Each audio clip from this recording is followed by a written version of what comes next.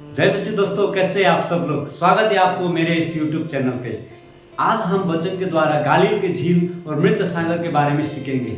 गालील के झील के बारे में बहुत बार बाइबल में हम चर्चा करते हुए हम पाएंगे या फिर बहुत बार वर्णन करते हुए हमें दिखाई देता है।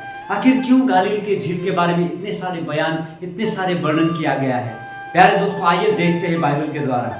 मत्ती का पुस्तक 14 अध्याय का 22 से लेकर 23 तक अगर वहां पर देखते हैं तो वहां पर यीशु मसीह पहली बार पानी पे चलकर आया था।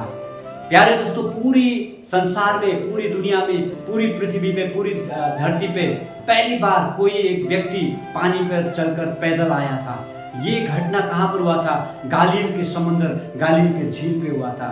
मेरे प्यारे दोस्तों, गालील के झील एक ऐसा झील था जो एक भौगोलिक स्थिति, भौगोलिक स्थान ही नहीं था, बल्कि वहां से बहुत सारी चीजें परमेश्वर ने किया था।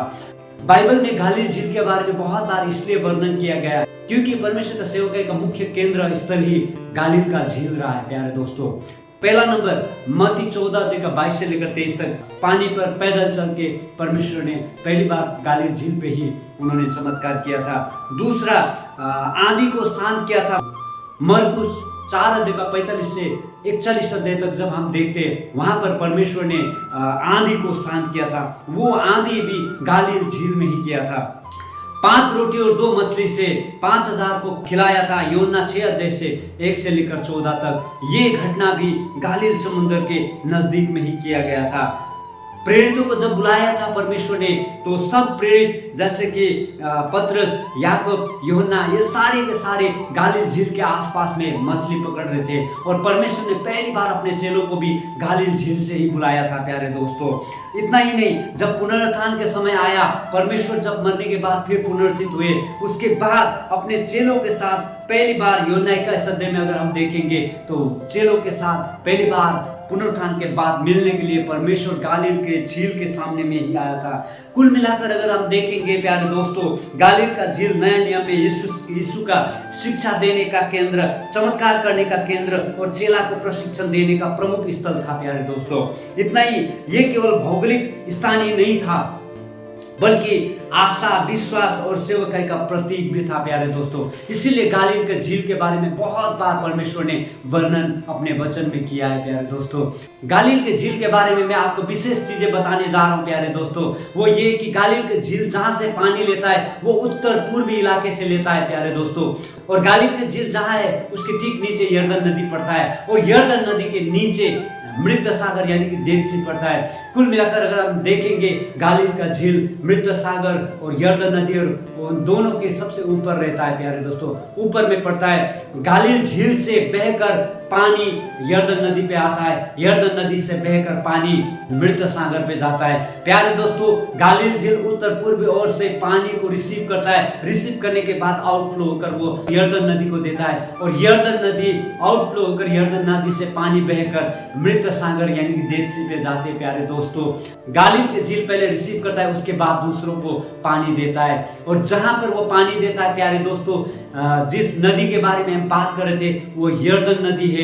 आपको पता है, यरदन नदी के बारे में भी बहुत बार बाइबल में लिखा गया है। यरदन नदी में परमेश्वर ने बहुत सारे ऐसे चमत्कार किया है जो आप जानते हैं। बाइबल में बहुत चमत्कार के बारे में, यरदन नदी के बारे में लिखा है। उनमें से एक सबसे बड़ी बात, यरदन नदी में ही परमेश्वर ने बपतिस्मा लिया था। प्यारे दोस्तों, यरदन नदी में ही परमेश्वर ने नामन कोरी को चंगा किया था। प्यारे दोस्तों, उसके बाद यरदन नदी से बहकर ये पानी जो है डेड सी पे जाते। डेड सी के बारे में अगर देखेंगे प्यारे दोस्तों, डेड सी को डेड सी क्यों कहा जाता है? बहुत बार डेड सी के बारे में भी बाइबल में लिखा है, लेकिन डेड सी के बारे में अगर देखेंगे प्यारे दोस्तों, डेड सी क्यों डेड सी है? मृत सागर को क्यों मृत सागर बोला गया या फिर कहा गया?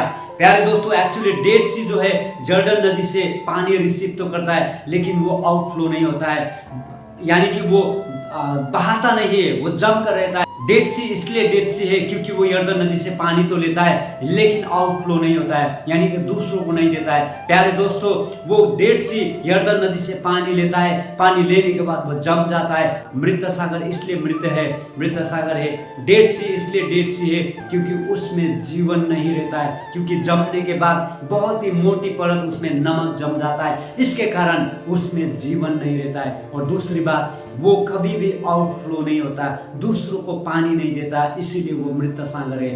प्यारे दोस्तों, मैं आपसे यही प्रश्न करना चाहता हूँ, क्या आप डेड सी की तरह तो नहीं हो, या फिर आप गालिल झील की तरह हो? आप रिसीव करने के बाद आप दूसरों को जीवन दे रहे हो। आपके जीवन में कोई आने के बाद या फिर आपसे कोई जुड़ने के बाद क्या उसे जीवन मिल रहा है?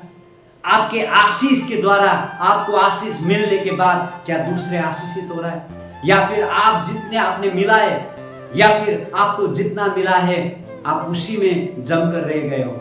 आपसे जीवन की बातें शुरू होना है। प्यारे दोस्तों, डेड सी की तरह नहीं बल्कि गालिल की झील यानी कि गालिल के सागर की तरह, गालिल के पानी की तरह होना है। हमें उत्तर पूर्वी यानी कि परमेश्वर से आशीष को रिसीव करना है प्यारे दोस्तों, और फिर हमारे अपने लोगों को आशीषित बनाना है ताकि वो दूसरों को आशीषित करे, गालिल की झील की तरह बने, ना कि मृत सागर की तरह। परमेश्वर आप सबको ब्लेस करे। जय मसीह।